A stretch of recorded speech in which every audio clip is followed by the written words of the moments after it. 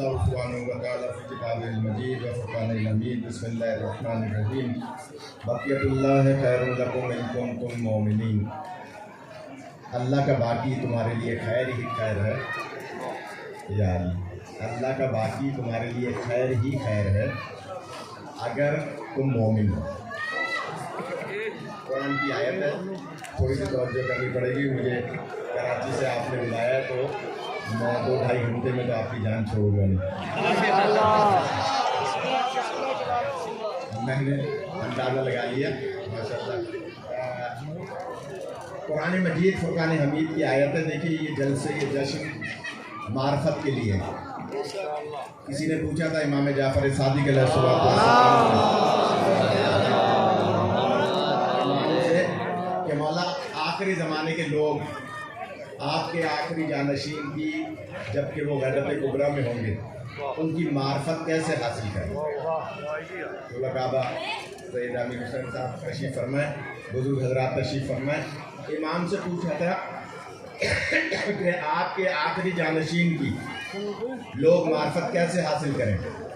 इमाम ने फरमाया था ये हमारा पैगाम उस ज़माने के लोगों तक पहुँचाना कि 3 काम करना छोड़ दें तो मार्फत का पहला दर्जा शुरू हो जाए।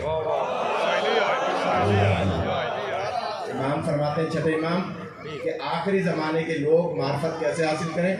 3 काम छोड़ दें। पूछा वो क्या? कहा झूठ बोलना छोड़ दें, हराम खाना छोड़ दें और हमारे दुश्मनों से दोस्ती छोड़ दें। हमारे दुश्मनों से दोस्ती छोड़ दें तो मार्फत का पहला दर्जा आ जाएगा। अल्लाह फरमा रहा है कुरान में बक़ियतुल्लाहि खैरुल लकुम इन कुंतुम मोमिनीन। अल्लाह का बाकी तुम्हारे लिए खैर ही खैर है अगर तुम मोमिन हो। इसका मतलब ये हुआ कि अल्लाह के बाकी का ताल्लुक ही मोमिनीन से है। कुरान की आयत है। अल्लाह ने मुस्लिमून या मुस्लिमीन नहीं फरमाया, कहा बक़ियतुल्लाहि खैरुल लकुम इन कुंतुम मोमिनीन, यानी अल्लाह का बाकी तुम्हारे लिए खैर है अगर तुम मोमिन हो। जियो टीवी में आलिम ऑनलाइन शुरू हुआ था, अगर याद हो, वो मैंने ही शुरू किया था। सबसे पहला प्रोग्राम मेरा था जियो में डॉक्टर आमिर के साथ आलिम ऑनलाइन। उसमें एक सवाल का जवाब मैंने दिया था क्योंकि उसी ज़माने में एक डॉक्टर पुरस्रार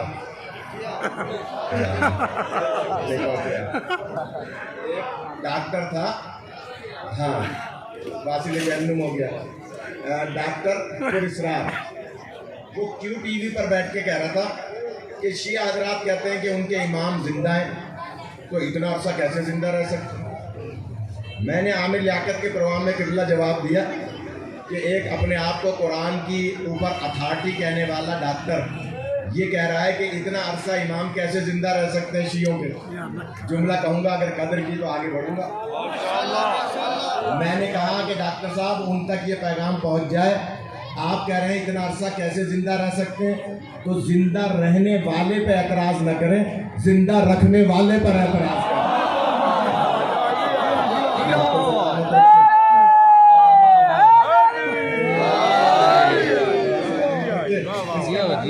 अल्लाह पर आपका यकीन ही नहीं है, वो कादिर मुतलक। ये तो ऐसे ही है जैसे बाद मुसलमान कह देते हैं कि जनाब नबी पाक तो ख्वाब के आलम में मेराज पे गए थे, यानी सो रहे थे और ख्वाब में अल्लाह ने अपने हबीब को मेराज कराई। तो यहाँ भी मैं यही जवाब देता हूँ, तो जो फरमाएगा। बहुत शुक्रगुजार हूँ, मुझे जाकिर के पढ़ते हुए अंदाज़ा हो रहा था कि आप मौलवी को सुनेंगे नहीं, लेकिन अब मुझे अंदाज़ा हो रहा है कि मैं 2 घंटे भी पढ़ूंगा तो आप सुनेंगे। तो मैं जुमला कह रहा हूँ और वो जुमला ये है कि जनाब कहा कि ये कैसे हो सकता है कि नबी जिस्म के साथ मेराज पे गए हों, ख्वाब में गए थे। तो वहाँ भी उन मुसलमानों का अल्लाह की कुदरत पे यकीन नहीं है, क्योंकि अल्लाह फरमा रहा है सुब्हानल्लज़ी असरा बि अब्दिही, पाक है वो ज़ात जो अपने बंदे को ले गई। तो आप जाने वाले पर एतराज़ ना करें, ले जाने वाले पर एतराज़ मतलब है अल्लाह लेकर जाना है ना, तो अल्लाह कादिर मुतलक है।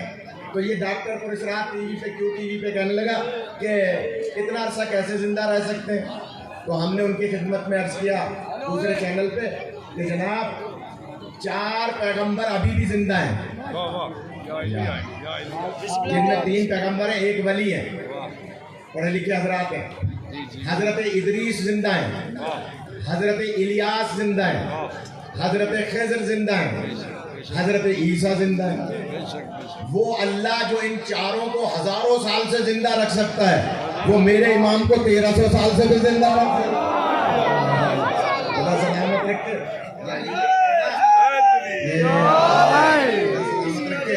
یہ کہنا کہ جناب کیسے زندہ رہ سکتے ہیں. حضرت خضر کی حکومت ہے دریاؤں پر، سمندروں پر. حضرت الیاس کی حکومت ہے صحراؤں پر. اگر دریا میں کوئی کشتی سوار، کوئی پانی کا جہاز اپنا راستہ بھول جائے سمندر میں، تو روایت ہے کہ وہ چلانے والا، جہاز یا کشتی چلانے والا، یہ آیت اللہ تقی بہجت نے بھی بیان فرمایا کہ وہ 2 رکعت نماز پڑھے اور حضرت خضر کو ہدیہ کرے اور حضرت خضر سے کہے کہ آپ کو آپ کے بھی امام کا واسطہ ہے، آپ کو بھی آپ کے امام کا واسطہ ہے کہ مجھے راستہ مل جائے. تو وہ کشتی، وہ جہاز خود بخود ساحل کی طرف چلے گا، یعنی اسے راستہ ملے گا. اسی طرح صحرا میں کوئی گھوڑا سوار، کوئی اونٹ سوار، کوئی مسافر راستہ بھول جائے تو 2 رکعت نماز پڑھے اور حضرت الیاس کو ہدیہ کرے اور ان سے کہے کہ آپ کو بھی اپنے امام کا واسطہ ہے، تو خود بخود راستہ مل جائے گا. اب میں دیکھوں آپ کیسے سنتے ہیں. اللہ نے سمندروں میں بھٹک جانے والوں کے لیے ہزاروں سال سے رہبر بٹھایا ہوا ہے جو راستہ دکھاتا ہے. اللہ نے صحراؤں میں بھٹک جانے والوں کے لیے رہبر بٹھایا ہوا ہے جسے الیاس کہا جاتا ہے. تو جملہ کہوں، اگر سمندر میں کوئی بھٹک جائے تو خضر راستہ دکھاتے ہیں، صحرا میں کوئی بھٹک جائے الیاس راستہ دکھاتے ہیں. یہ کیسے ہو سکتا ہے کوئی دین کا راستہ بھول جائے اور راستہ دکھانے والا کوئی نہ ہو؟ اس کا مطلب ہے اسی طرح بچوں کی تربیت ہوتی ہے. میں جملہ کہہ رہا ہوں کہ حضرت امام زندہ ہے. کہہ رہے ہیں صاحب کیسے زندہ ہے؟ اچھا، وہی ڈاکٹر پرسرار ایک دفعہ کچھ لوگوں کے ساتھ بیٹھا تھا کراچی میں، تو اس نے کہا میں پاکستان میں نظام نافذ کرنا چاہتا ہوں خلافت کا. اس کی تحریک کا نام بھی ہے تحریک خلافت. بیان کروں چھوڑ ماشاء اللہ. اس نے کراچی میں بیٹھ کے کہا کہ جناب میں پاکستان میں نظام نافذ کرنا چاہتا ہوں خلفائے راشدین کا. تو ایک بچہ تھا جوان، اس نے سوال کیا کہ ڈاکٹر صاحب آپ پاکستان میں کس خلیفہ کا نظام نافذ کریں گے؟ کہنے کی کیا مطلب خلفائے راشدین؟ تو اس بچے نے کہا جناب خلفائے راشدین میں تو ہر خلیفے کا نظام مختلف تھا.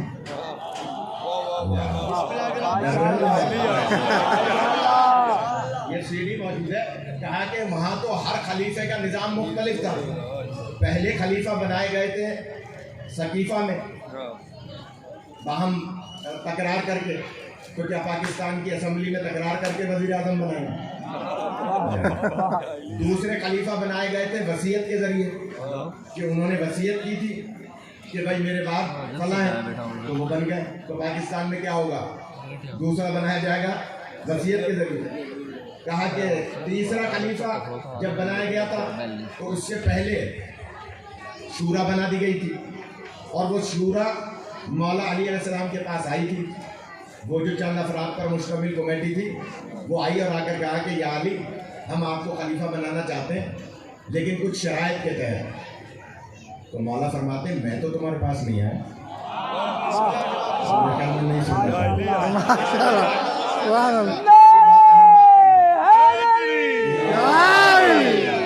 دیکھیے شیعہ میانی ہے، سکری بٹ کا یہ علاقہ ہے اور یہاں قدیمی عزادار ہیں. میں جملہ کہہ رہا ہوں کہ جناب مولا کے پاس آئے کہ ہم آپ کو خلیفہ بنانا چاہتے ہیں. مولا نے فرمایا کہ تم میرے پاس آئے ہو تو شرائط تو میری ہونی چاہیے بھائی. آج کی ہماری حکومت IMF کے پاس جاتی ہے نا تو اس کی شرائط پر قرضہ لیتی ہے, اپنی شرائط رکھ کے تو قرضہ نہیں لیتی. لہٰذا مولا کے پاس آئے کہ ہم آپ کو خلیفہ بنانا چاہتے ہیں. مولا فرماتے ہیں میں تمہارے پاس نہیں آیا تو پھر شرط کیوں رکھ رہے ہو؟ کہا کہ نہیں یا علی شرط تو ہے. میں نے کہا اچھا چلو بتا دو. تو کہا کہ پہلی شرط یہ ہے کہ آپ کتاب و سنت پہ عمل کریں گے. کیا ہے علی آپ کتاب و سنت پہ عمل کریں گے. مولا نے اوپر سے نیچے تک دیکھا, کہا کہ تم مجھ سے کہہ رہے ہو کہ میں کتاب و سنت پہ عمل کروں گا؟ میں نے تو کتاب اس وقت پڑھی تھی جب وہ نازل بھی نہیں ہوئی تھی.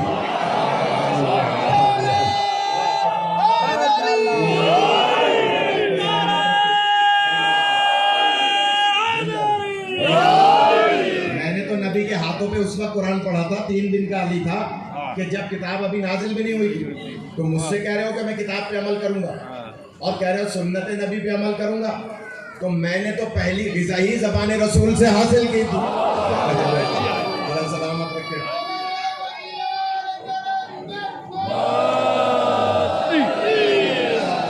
سلامت رکھے. مجھے تو قبلہ یہ علم دیکھ کے اتنی دلی خوشی ہوئی کہ اتنا محبت سے یہ علم سجایا اور بنایا گیا. جنہوں نے بھی اس میں حصہ لیا ہے اگر انتقال کر گئے تو خدا ان کے درجات بلند فرمائے, زندہ ہیں تو خدا ان کی توفیقات میں اضافہ فرمائے. یہ علم مبارک جہاں پر بھی ہوتا ہے وہاں برے جنات نہیں آتے. اور یہ قبلہ کا جگہ کہ جہاں علم لگا ہوتا ہے وہاں برے جنات نہیں آتے. تو اپنے گھروں پہ علم لگائیں لیکن حلال کے پیسے سے. اس میں بنیادی شرط ہے حلال کے پیسے سے, ورنہ تو پھر برے جنات آئیں گے تو پریشانی ہوگی. لہٰذا یہ علم دیکھ کے دلی خوشی ہوئی اور دعائیں قبول ہوتی ہیں. جو علم سجا ہوا ہو اس کے ارد گرد ملائکہ آتے ہیں, جنات آتے ہیں اور وہ طواف کر رہے ہوتے ہیں. تو عزت کیا کریں, دور سے سلام کیا کریں, درود پڑھا کریں. میں جلدی سے جملہ کہہ رہا ہوں کہ مولا فرماتے ہیں کہ کتاب تو میں نے اس وقت پڑھی تھی جب نازل بھی نہیں ہوئی, اور سنت نبی میں نے تو زبان چوس کے غذا حاصل کی تھی. تو مجھ سے کیوں کہہ رہے ہو؟ کہنے نہیں یا علی دوسری شرط یہ ہے کہ آپ سیرت شیخین پہ عمل کریں گے.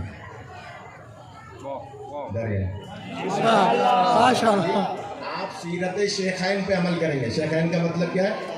2 شیخ, یعنی پہلے والے 2 حاکم, ان کی سیرت پہ عمل کریں گے. تو مولا علی نے جو جواب دیا ہے اگر میں پہنچا سکا, مولا فرماتے ہیں تم نے مجھ سے ابھی وعدہ لیا کہ میں کتاب و سنت کے علاوہ کچھ نہیں کروں گا. اب مجھے بتاؤ سیرت شیخین کتاب و سنت کے مطابق ہے یا جدا ہے؟ سیرت شیخین کتاب و سنت کے مطابق ہے یا جدا ہے؟ تو خاموش ہو گئے. کہنے لگے یا علی کیا سوال ہے آپ کا؟ کہنے میرا سوال ہے آپ نے کہا ہے نا کہ سیرت شیخین پہ عمل کریں گے تو خلافت ملے گی, تو بتاؤ سیرت شیخین کتاب و سنت کے اندر ہے, مطابق ہے, اس کے تحت ہے یا جدا ہے؟ خاموش, جواب نہیں دے پا رہے. مولا نے جو جواب دیا ہے فرماتے چلو میں ہی جواب دیتا ہوں. اگر سیرت شیخین, میں دیکھوں گا آپ کیسے سنتے ہیں, اگر سیرت شیخین کتاب و سنت کے مطابق ہے تو تم علیحدہ سے بیان کیوں کر رہے ہو؟ اگر کتاب و سنت کے مطابق ہے تو آپ علیحدہ سے بیان کیوں کر رہے ہو, اور اگر کتاب و سنت کے مطابق نہیں ہے تو تم مجھ سے پہلے وعدہ لے چکے ہو کہ جو کتاب و سنت کے مطابق نہیں ہوگا میں اس پہ عمل ہی نہیں کروں گا. تو مولا کہا ڈاکٹر سے کہ جناب یہ بتائیے کہ آپ کس کی خلافت کو نافذ کریں گے؟ تو کہنے لگا تم شیعہ تو نہیں ہو. سوال کرنے والے سے کہنے لگا تم شیعہ تو نہیں ہو. اس نے کہا اس میں شیعہ سنی کا کیا مسئلہ ہے, آپ کس کی نظام کو کس کی خلافت کو رائج کریں گے؟ تو اس نے کہا چلو بھوک لگ رہی ہے یہاں سے اٹھو. لہٰذا اٹھ کے چلے گئے. یہی ڈاکٹر کیوں ٹی وی پہ بیٹھ کے یہ کہہ رہا ہے کہ شیعوں کے امام پیدا ہوں گے اور وہ محدث پیدا ہوں گے.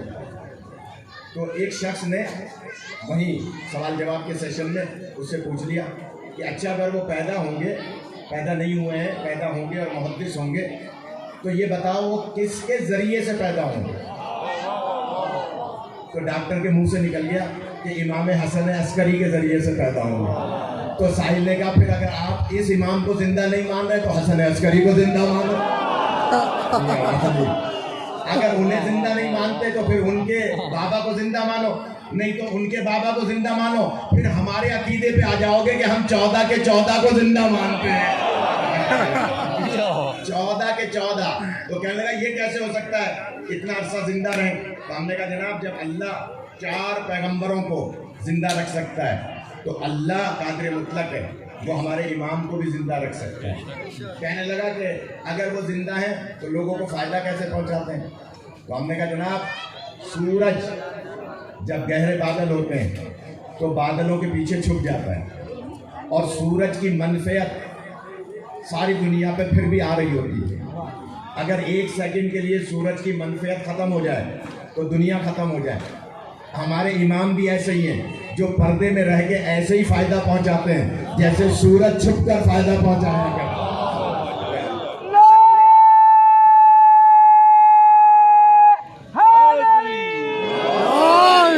سلامت رکھے۔ میں جلدی سے چند دلیلیں دینی ہے۔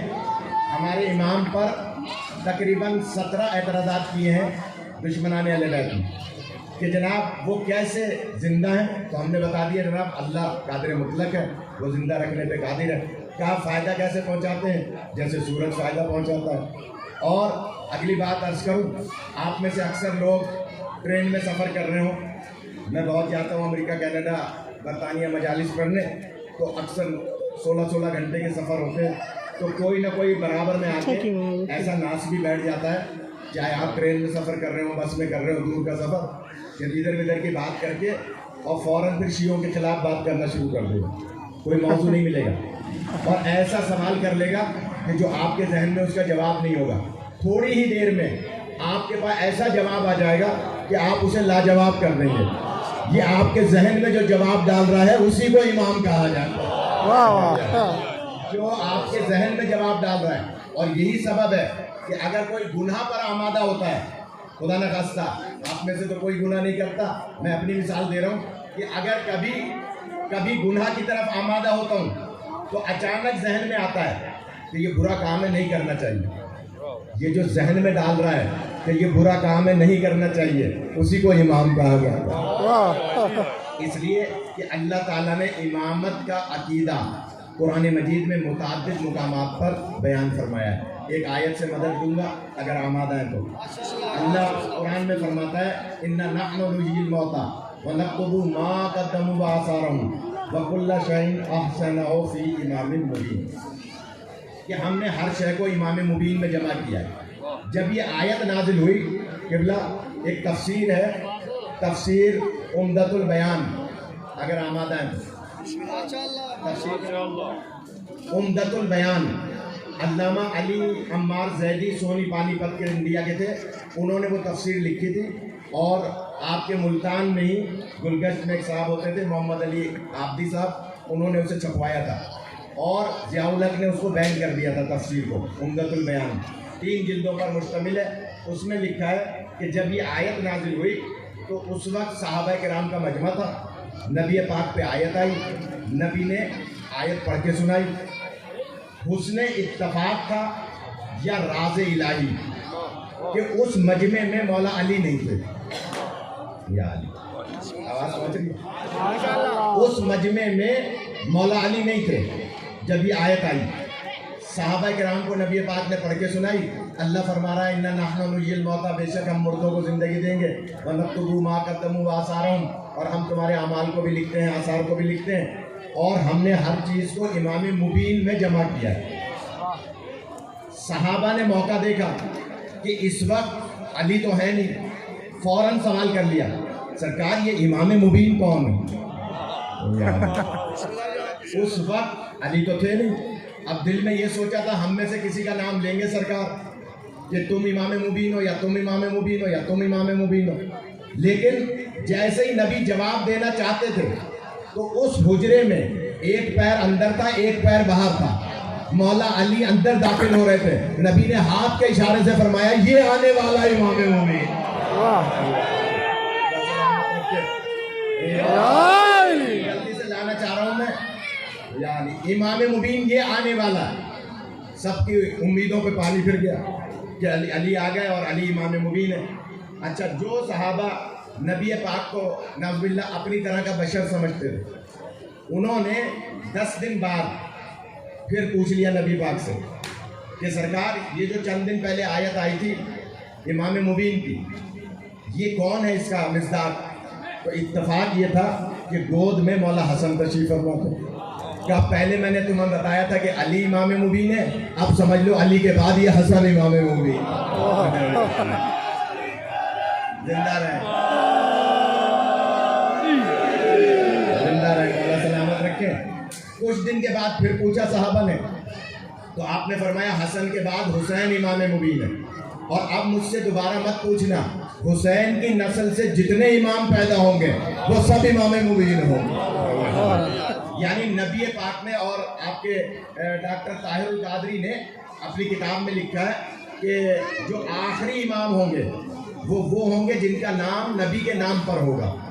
वो उस वक्त आएंगे जब दुनिया जुल्म जोर से पुर हो चुकी होगी और वो दुनिया को अदल व इंसाफ से पुर करेंगे और पूरी दुनिया में अकीदा महदवियत पूरी दुनिया में राइज है।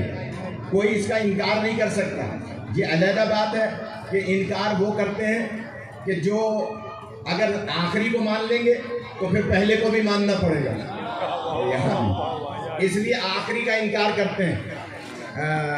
डॉक्टर अबुल आला मौदूदी जमात इस्लामी के जो थे बानी, उनकी एक किताब है जिसका नाम है तफसीर सूरह अहज़ाब। क्या नाम है? क्या आप बताएं क्या नाम है? सूरह अहज़ाब, तफसीर सूरह अहज़ाब। किबला उसके आखिरी पेज पर एक रिवायत लिखी है और मैं किताब मेरे पास मौजूद है। लिखा है कि जब आखिरी ज़माना आएगा तो हज़रत ईसा अलैहिस्सलाम ज़ाहिर होंगे और उस वक्त मुसलमान उस वक्त के हज़रत ईसा से फरमाएंगे कि आप नमाज़ पढ़ाइए, हम आपके पीछे नमाज़ पढ़ते हैं। हज़रत ईसा उनसे कहेंगे नहीं, मैं नमाज नहीं पढ़ाऊंगा, तुम अपने इमाम को बुलाओ। तो मौदूदी साहब ने लिखा, मैं यहाँ बहुत तज्जिया कर सकता हूँ, अगर किबला के अलावा अगली सफ वाले आमादा हो जाए, मैं यहाँ बहुत तज्जिया कर सकता हूँ। आखिरी ज़माने के लोग हज़रत ईसा को क्या समझ के नमाज की दावत देंगे? सवाल है। हज़रत ईसा अलैहिस्सलाम से मुसलमान कहेंगे नमाज पढ़ाइए, हज़रत ईसा इमाम तो है नहीं और कलमा मुसलमान हमारे नबी का पढ़ रहे हैं, तो इसका मतलब है ख़त्म नबूवत का अकीदा कहाँ जाएगा? यहाँ नहीं। अगर हज़रत ईसा से कह रहे हैं कि नमाज पढ़ाएं तो कलमा तो हमारे नबी का पढ़ रहे हैं, नमाज उनके पीछे पढ़ रहे हैं, तो फिर इसका मतलब क्या हुआ? ख़त्म नबूवत का अकीदा कहाँ जाएगा? इसका मतलब ये हुआ, हज़रत मौदूदी फरमाते हैं उस वक्त एक इमाम ज़ाहिर होंगे और वो आगे खड़े होंगे, ईसा उनके पीछे खड़े होकर नमाज पढ़ेंगे। नाम नहीं लिखा मौदूदी साहब ने तासुब में कि वो इमाम कौन होंगे, लेकिन अगर कोई नाराज़ ना हो तो मैं तज्जिया करूं। मौदूदी साहब, आपने तो तासुब में नाम नहीं लिखा कि वो कौन होंगे जो ईसा को नमाज पढ़ाएंगे, लेकिन हम तो ये कह सकते हैं कि ईसा है नबी। मुसलमानों की नमाज हर अंधे, लूले, लंगड़े, काणे के पीछे हो जाती है। हजरत ईसा की नमाज किसी गैर मासूम के पीछे नहीं होगी। क्यों? हजरत ईसा खुद मासूम है, तो वो किसी गैर मासूम के पीछे नमाज नहीं पढ़ेंगे। मानना पड़ेगा जो हजरत ईसा को नमाज पढ़ाए वो ईसा से अफजल मासूम होगा। आपने नाम नहीं लिखा, हमने तज्जिया कर दिया कि हजरत ईसा नमाज पढ़ेंगे हमारे इमाम के पीछे।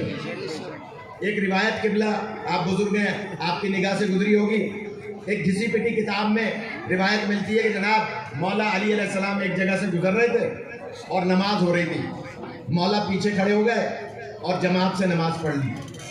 एक किताब में ये रिवायत लिखी और फिर उन्होंने दलील क्या दी कि अली ने क्योंकि उनके पीछे नमाज पढ़ ली तो गोया उनको इमाम मान लिया, नाउज़ुबिल्लाह, और इमाम मान लिया तो गोया बैत कर ली, बैत कर ली तो नाउज़ुबिल्लाह वो अफजल हो गए।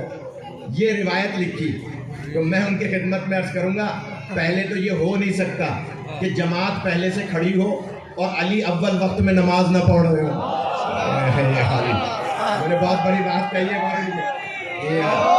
علی کی اول وقت کی نماز کے لیے تو سورج کو پلٹایا جاتا ہے، اور کہہ رہے ہیں کہ جناب نماز ہو رہی تھی، کوئی صاحب آگے کھڑے تھے، سب بندی ہوئی بھی تھی اور علی پچھلی صف میں کھڑے ہو کے ان کے پیچھے نماز پڑھ رہے ہیں۔ تو میں نے کہا جناب یہ ہو نہیں سکتا، ایک بات اور بھاری بات ہے قبلہ، آپ سے دعا چاہوں گا، اور وہ بھاری بات کیا ہے، اگر خدا نہ خواستہ کوئی گھسی پٹی کتاب میں روایت ہے بھی صحیح کہ علی پیچھے کھڑے ہو گئے، تو پھر وہ آگے کھڑے ہو کے نماز پڑھانے والا اپنی نماز کی خیر منائے، کیونکہ نبی فرماتے ہیں کہ مثل علی کی مثال انسانوں میں ایسی ہے جیسے خانہ کعبہ کی مثال ہے۔ اب اگر علی کو کوئی پشت دے کر نماز پڑھے گا، اس کی نماز خود باطل ہو جائے گی۔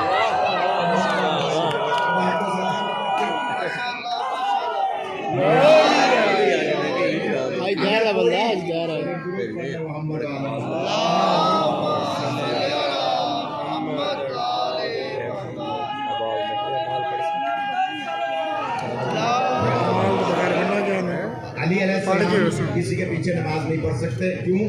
جب علی کے آخری جانشین حضرت عیسیٰ کے پیچھے نماز نہیں پڑھتے تو مصطفیٰ کے پہلے جانشین کسی ماضی کے بت پرست کے پیچھے کیسے نماز پڑھ سکتے؟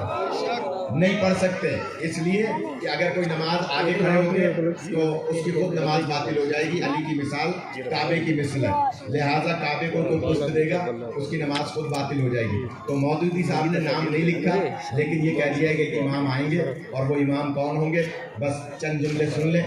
زمانے کے امام کی 70 حقوق ہیں جو مجھ پر اور آپ پر واجب ہیں۔ ایک آدھ عرض کر دوں گا، 70 عرض کروں گا تو فجر تک پڑھنا پڑے گا کہ جناب امام کے 70 حقوق ہیں جو میرے اور آپ کے اوپر واجب ہیں۔ ان میں سب سے پہلا حق ہے کہ ہم امام کی معرفت حاصل کریں۔ معرفت کیسے حاصل ہوگی؟ امام فرماتے ہیں جب کوئی بچہ کسی ماں کے جسم میں قرار پالے تو اس بچے کی ماں کو روحانی غذا بھی پاکیزہ دیں اور جسمانی غذا بھی پاکیزہ دیں۔ اگر بچے کی ماں کو آپ نے گانے سنائے اور وہ بچہ تمہارا پیٹ میں لیے ہوئے تو بچہ پھر ناش کعبہ پیدا ہوگا، معرفت والا پیدا نہیں ہوگا۔ اگر آپ اسے حدیث قصہ پڑھ کے سنا رہے ہیں، دعائے کمیل سنا رہے ہیں، دعائے ندبہ سنا رہے ہیں، آپ اسے کوئی دعا اس خاتون کو سنا رہے ہیں جس کے جسم کا بچہ حصہ ہے، جب وہ دنیا میں آئے گا تو بچہ حدیث قصہ سن کے خوش ہوگا، دعائے کمیل سن کے خوش ہوگا۔ اگر رونے والا ہوگا اور یہ دعا سنائیں گے تو رونا بند کر دے گا، کیوں کہ وہ معرفت لے کے دنیا میں آ رہا ہے۔ اس لیے زمانے کے امام کی معرفت حاصل کرنا، چلیں آپ کو مجھے جگانا آتا ہے، ایک روایت سن لیں۔ جب بند کمرے میں کسی کو بنا لیا لڑائی جھگڑا کر کے، تو وہ صاحب جن کو بنایا تھا 5-7 دن کے بعد سرکار کی تجہیز و تدفین کے بعد جناب سلمان فارسی سے ملے تھے۔ تو جناب سلمان فارسی نے پوچھا بھائی آپ کو جلدی کس بات کی تھی؟ آپ نے یہ خلافت کا معاملہ کمرے میں نمٹا لیا، نبی کی تجہیز و تدفین میں کیوں نہیں آئے؟ جلدی کس بات کی تھی؟ تو وہ کہتے ہیں کہ نبی کا فرمان ہے کہ جو مر گیا اور اپنے زمانے کے امام کی معرفت نہیں رکھا وہ کفر کی موت مرا۔ تو ہم نے اس لیے جلدی کیا کہ اگر انتقال کے وقت سے لے کے انتخاب امام تک اگر بیچ میں کوئی مر گیا تو وہ کفر کی موت مرے گا۔ یہ بات پہنچی نہیں ہے۔ دلیل کیا دی کہ نبی کی رحلت کے وقت سے اور سقیفے کے وقت تک اگر درمیان میں کوئی مر گیا تو وہ کفر کی موت مرے گا، اس لیے ہم نے جلدی سے امام بنا لیا۔ میں نے کہا بسم اللہ، جناب سلمان فارسی نے ہمارے لیے ایک راستہ کھول دیا، ایک دلیل دے دی۔ اگر نبی کی وہ حدیث آپ اپنے لیے بیان کر رہے ہیں تو بتائیے آج کا مسلمان کفر کی موت مر رہا ہے یا ایمان کی موت مر رہا ہے؟ بتائیں، سوال کا جواب دیں کہ جناب آج کون ہے امام؟ آپ نے اس وقت دلیل قائم کر لی کہ اگر کوئی مر گیا اور زمانے کے امام کو نہیں مانا تو اس کا مطلب یہ ہوا کہ آج مسلمان کیسے مر رہا ہے؟ یا تو مان لو کہ وہ حدیث تم نے اپنے لیے گھڑی تھی، نبی نے تو اس امام کے لیے کہا تھا جو علی سے لے کے مہدی تک زمانے کے امام ہوں گے۔ تو پہلی بات ہے معرفت حاصل کریں، اور دوسری بات جلدی سے عرض کر دوں، جو انہوں نے مجھے ٹائم دیا ہے اسی کے اندر پورا کر لوں، کہ جناب دوسری بات جو زمانے کے امام کی ہم پر واجب ہے وہ ہے امام کے انتظار کرنے والوں میں اپنے آپ کو شمار کریں۔ یہ منتظرین امام زمانہ انجمن کرا رہی ہے نا، بہترین نام رکھا ہے انہوں نے، ہمارا آپ کا شمار ہونا چاہیے انتظار کرنے والوں میں۔ اچھا، اب انتظار کا مطلب یہ نہیں کہ آپ جنگل میں چلے جائیں یا آپ کسی ایسی جگہ چلے جائیں کہ میں تو انتظار کرنے والا ہوں، نہیں، اس کا جواب بھی ہمارے چھٹے امام نے دیا۔ فرماتے ہیں کہ آخری زمانے کے لوگ اپنے امام کا انتظار ایسے کریں کہ اپنا روزگار بھی کماتے رہیں، اور مثال دی ہے امام نے کہ جیسے درزی کپڑے سیتا ہے اور کپڑے سینے کے دوران دوسرے گاہک کا انتظار کرتا ہے، کپڑے بھی سی رہا ہے، دوسرے گاہک کا انتظار بھی کر رہا ہے کہ وہ کوئی اور آئے تو میں اس کے کپڑے سیوں۔ امام فرماتے ہیں ہمارے آخری کے دور میں ایسے انتظار کرو جیسے درزی اپنے آنے والے کا انتظار کرتا ہے، یعنی رزق حلال بھی کماتا رہے اور انتظار بھی کرتا رہے۔ اچھا، ایک ذرا اس میں تبلیغی بات عرض کر دوں، اگر میں اور آپ امام کے انتظار کرنے والوں میں، اور ہم یہ چاہ رہے ہیں کہ امام اگر ابھی آ گئے تو ہم ان کی بیعت کریں گے، تو اگر آپ کسی دفتر میں کام کرتے ہیں اور کوئی شخص آیا اور اس نے کہا یہ 5000 لے لے، یہ میری فائل ذرا اوپر کر دیں، اور آپ ہیں انتظار کرنے والوں میں، اور آپ کے ذہن میں آ گیا کہ اگر یہ 5000 لیتے ہوئے امام آ گئے تو پھر میرا کیا حشر ہوگا؟ اب ایسی باتیں کیوں سنیں گے آپ؟ کہ اگر کوئی رشوت لیتے ہوئے پکڑا گیا اور امام آ گئے تو پھر کیا امام کو جواب دیں گے؟ اس کا مطلب یہ ہوا جو حقیقی معنی میں انتظار کرنے والا ہوگا وہ گناہوں سے بھی ایسے بچے گا جیسے بچنے کا حق ہوا کرتا۔ ہم بہت کہتے ہیں اللہ جل اللہ جل اللہ جل، لیکن معذرت کے ساتھ ہماری تیاری ایک ٹکے کی بھی نہیں ہے۔ اگر اس وقت امام ظہور فرما لیں تو کیا معذرت کے ساتھ ہمارا چہرہ ایسا ہے کہ ہم امام کے سامنے پیش ہو جائیں؟ ایک شخص نے امام کو خواب میں دیکھا اور خواب میں کہہ رہا ہے مولا میں تو آپ پر بہت سارے جانثار پیش کر سکتا ہوں، آپ ظہور فرما لیں۔ امام نے فرمایا اچھا ٹھیک ہے، کل میں آؤں گا تمہاری چھت پر بالا خانے پر، تم وہاں آنا مجھ سے ملنا۔ مولا اس کی چھت پر آ گئے، مولا اس کو تمثیل دینے کے لیے، یہ اپنے زینے سے اوپر آیا، مولا کے قدموں کو چوما، کہا کہ مولا میں نے بہت سارے لوگوں کو گلی میں جمع کر لیا، گلی بھری پڑی ہے آپ کے چاہنے والوں کی، اللہ جل کہنے والوں کی۔ مولا فرماتے ہیں اچھا تم چاہتے ہو میں ظہور کر لوں؟ کہا ہاں مولا ظہور کر لیں۔ فرمایا کہ اچھا تم کام کیا کرتے ہو؟ کہا کہ میں قصاب ہوں، گوشت کا کام کرتا ہوں۔ مولا فرماتے ہیں اندر والی سیڑھی سے، اندر والے جو راستہ ہے اس سے ایک جانور اوپر لے آؤ، اپنا کوئی بکرا کوئی بھیڑ اوپر لے آؤ، اور باہر جو مجمع میں اللہ جل کہنے والے کھڑے ہیں ان میں سے فلاں بندے کو بھی اوپر لے آؤ، اس کو لاؤ دوسرے راستے سے، جانور کو لاؤ دوسرے راستے سے۔ جب اوپر جانور بھی آ گیا اور وہ بندہ بھی آیا، وہ کیسا سیر و سلوک والا ہوگا جسے مولا نے بلا کر اپنی زیارت کرائی ہوگی۔ جب وہ پہنچا مولا فرماتے ہیں تم دونوں مل کے اس بکرے کو ذبح کرو اور پرنالے سے اس کا خون زمین پہ جانے دو گلی میں۔ غور کیجیے گا، جب خون اس کا زمین پہ گیا تو جو گلی بھری ہوئی تھی اللہ جل کہنے والوں کو، ان میں سے بہت سے لوگ کہنے لگے بھائی مولا نے اس کو ذبح کر دیا جسے بلایا تھا۔ مولا فرماتے ہیں ایک جانور اور لے آؤ اور نیچے سے ایک بندہ اور لے آؤ۔ 3 جانور ذبح ہوئے اور 3 بندے باہر سے اوپر آئے۔ غور کیجیے گا وہ کیسے خوش قسمت ہوں گے جو امام کی زیارت کرنے اوپر آ گئے۔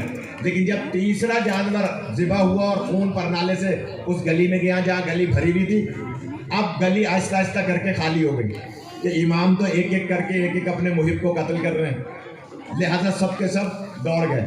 مولا فرماتے ہیں اب دیکھو گلی میں کوئی ہے؟ کہنے کہ مولا گلی تو خالی ہے۔ کہا تم ہی تو کہہ رہے تھے کہ میں جان نثار کرنے والے لے کے آ سکتا ہوں۔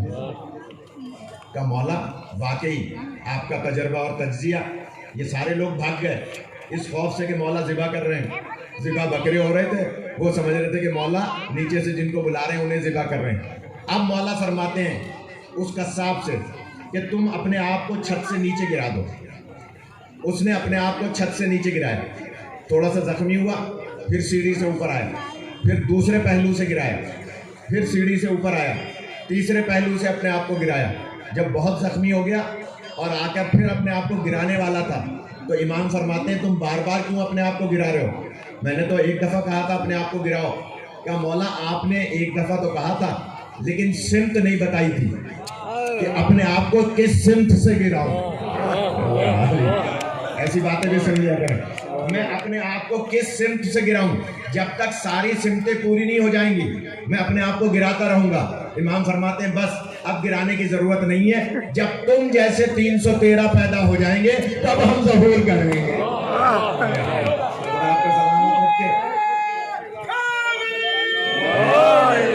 ایک حق اور سن لیں. اب یہ کیک دیکھ لیا آپ نے تو اب مجھے نہیں سنیں گے. تو میں ایک دلیل اور دے دوں کہ امام کے جو ہمارے اوپر 70 حقوق ہیں ان میں سے ایک حق یہ بھی ہے کہ ہم امام کے انتظار کرنے والوں میں ہوں, لیکن ایسے انتظار کرنے والے ہوں جیسے یہ قصاب تھا کہ اپنے آپ کو بار بار نیچے گرا رہا تھا کہ مولا میں آپ کا غلام ہوں, امام نے جو کہہ دیا اس پہ ہمیں عمل کرنا ہے. خون کے آنسو روتے ہیں مولا آنے کے لیے کہ مجھے اذن ملے تو میں جاؤں, مگر کیوں کہ وہ ویسے 313 پیدا نہیں ہوئے اس لیے امام ظہور نہیں فرما رہے. ایک حق امام کا ہے کہ ہم امام کے حق میں دعا کریں. اب یہ ہر ایک کو ہضم نہیں ہوگی بات جو میں دلیل دینے جا رہا ہوں. امام کے حق میں دعا کریں کہ خدا بندہ تو ہمارے امام کو سلامت رکھے. اچھا یہ میں نے بات کر دی, آپ نے داد نہیں دی. یہ بات علامہ ہلی علیہ رحمہ نے, قبلہ اجازت ہے, علامہ ہلی علیہ رحمہ نے بہت بڑے عالم تھے, اپنے بیٹے سے کہا کہ بیٹا تم زمانے کے امام کے لیے دعا کیا کرو کہ خدا انہیں سلامت رکھے. بیٹا قدموں میں گر گیا, کہنے لگے بابا مولا تو میری سلامتی کا ذریعہ ہے, میں ان کے لیے کیا دعا کروں؟ چھوڑ دوں. ماشاءاللہ. مولا تو میری سلامتی کا ذریعہ ہے, میں ان کی سلامتی کی دعا کیا کروں؟ میں تو گناہگار ہوں. جواب سنیے گا, اور یہ ایسا جواب ہے جو آپ کو اگلے سال تک تو کم از کم یاد رہے گا. علامہ ہلی فرماتے ہیں کیا کہہ رہے ہو؟ کیا بابا میں امام کے حق میں کیا دعا کروں؟ امام تو کائنات کی بقا کا ضامن ہے, بقیت اللہ خیر لکم ان کنتم مومنین. امام تو دنیا کی بقا کا ضامن ہے, میں ان کے لیے دعا کیا کروں؟ اب جواب سنیے گا. علامہ ہلی فرماتے ہیں تم نماز پڑھتے ہو؟ بابا آپ کا بیٹا ہوں, آپ کے پیچھے نماز پڑھتا ہوں. تو فرمایا یہ بتاؤ یہ تمہاری پیشانی اس لائق ہے کہ اس اللہ کو سجدہ کرے؟ نہیں پہنچ گا. تمہاری پیشانی اس لائق ہے کہ اس اللہ کو سجدہ کرے جو قادر مطلق ہے؟ کہا نہیں بابا میں تو گناہگار ہوں, اللہ کہاں میں کہاں. کہا کہ پھر کیوں سجدہ کرتے ہو؟ کہا بس اس لیے کرتا ہوں کہ حق ربوبیت ادا ہو جائے. یا علی. اب علامہ ہلی نے جواب دیا بس امام کے لیے بھی اس لیے دعا کرو کہ حق رعیت ادا ہو جائے.